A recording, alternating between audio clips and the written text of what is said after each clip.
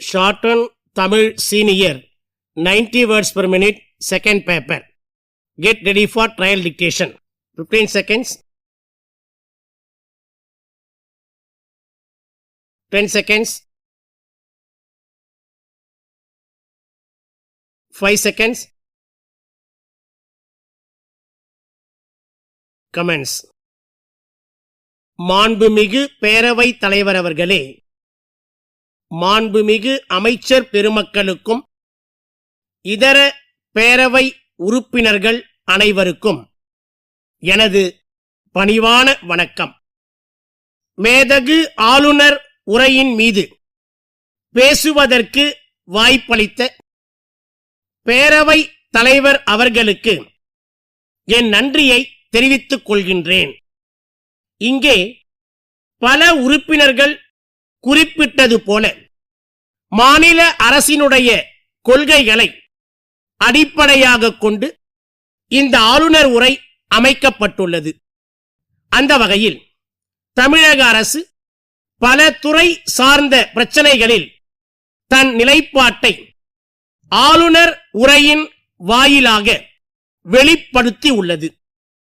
மத்திய அரசின் கொள்கை முடிவுகளால் மாநில மக்களுக்கு பாதகம் ஏற்படுமானால் அதை தவிர்க்க வேண்டிய தேவை மாநில அரசுக்கு ஏற்படுகிறது. அந்த வகையில் தமிழக அரசு மக்களின் நலன் கருதி எடுக்கக்கூடிய நிலைப்பாட்டினை நான் வரவேற்கிறேன். காவிரி நதிநீர் பிரச்சனையில் ஒரு குறிப்பிட்ட கால அளவிற்குள் ஆணையத்தின் இறுதி தீர்ப்பினை மத்திய அரசு அரசிதழில் வெளியிட வேண்டுமென்று உச்சநீதிமன்றம் அளித்துள்ள உத்தரவை நான் வரவேற்க கடமைப்பட்டுள்ளேன். அதன்படி விரைவில் அதற்கான உத்தரவுகள் அரசிதழில் வெளியாகும் என்கின்ற நம்பிக்கையை இந்த மாமன்றத்தில் தெரிவிக்க கடமைப்பட்டுள்ளேன்.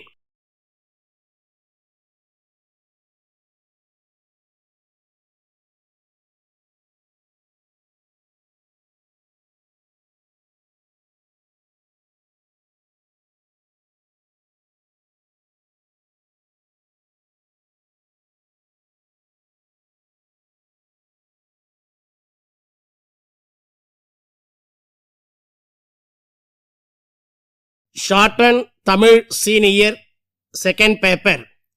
Condensation 90 words per minute. Code number of question paper 770. 770. படிக்கப்படும் உரைப்பகுதியை சுருக்கெழுத்தில் எழுதிக்கொண்டு அதை 150 சொற்களுக்கு மிகாமல் அயர்கூற்றில் கடந்த கால வினைச்சொல்லாக்கத்தில் தகுந்த தலைப்புடனும் உட்தலைப்புடனும் மொழிப்பு அறிக்கையாக சுருக்கி அளிக்க வேண்டும். சுருக்கி அளிக்கப்பட்ட விடையில் உள்ள வார்த்தைகளை எண்ணி விடையின் கடைசியில் குறிக்க வேண்டும்.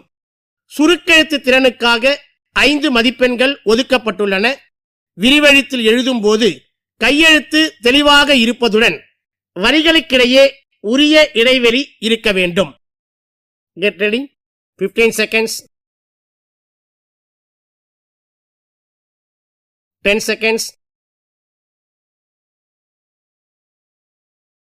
5 seconds. Comments.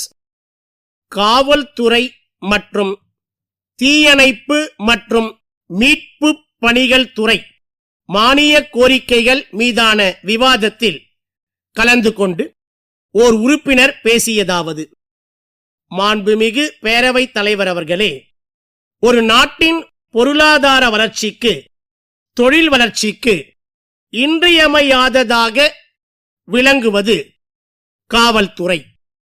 இப்படிப்பட்ட முக்கியமான துறையில் பணியாற்றும் காவலர்கள் அனைவருக்கும் குடியிருப்புகள் கட்டித்தர வேண்டுமென்று கேட்டுக்கொள்கிறேன். காவல்துறையில் 20 ஆண்டுகள் பணிபுரிந்த காவலர்களுக்கு சிறப்பு சார் ஆய்வாளர் பதவி உயர்வு வழங்குவதாக வாக்குறுதி அளிக்கப்பட்டு இருந்தது. ஆனால் 25 ஆண்டுகள் கடந்தும் பதவி உயர்வு பெறாமல் காவலர்கள் மிகுந்த மன அழுத்தத்தில் உள்ளார்கள். ஆகவே 20 ஆண்டுகள் பணிபுரிந்த அனைவருக்கும் உடனடியாக சிறப்பு உதவி ஆய்வாளர் பதவி உயர்வு வழங்க வேண்டும் என்று கேட்டுக்கொள்கிறேன். மேலநத்தத்தில் நீண்ட காலமாக செயல்பட்டு வந்த கால்நடை மருந்தகம் சில ஆண்டுகளுக்கு முன்பு மூடப்பட்டு விட்டது. இப்பகுதியை சுற்றியுள்ள மக்கள் கால்நடை மருத்துவ சிகிச்சைக்கு மிகுந்த கஷ்டப்படுகின்றனர். எனவே மீண்டும் மேலநத்தத்தில் கால்நடை மருந்தகம் செயல்பட உரிய நடவடிக்கை எடுக்க வேண்டும் என்று கேட்டுக்கொள்கிறேன்.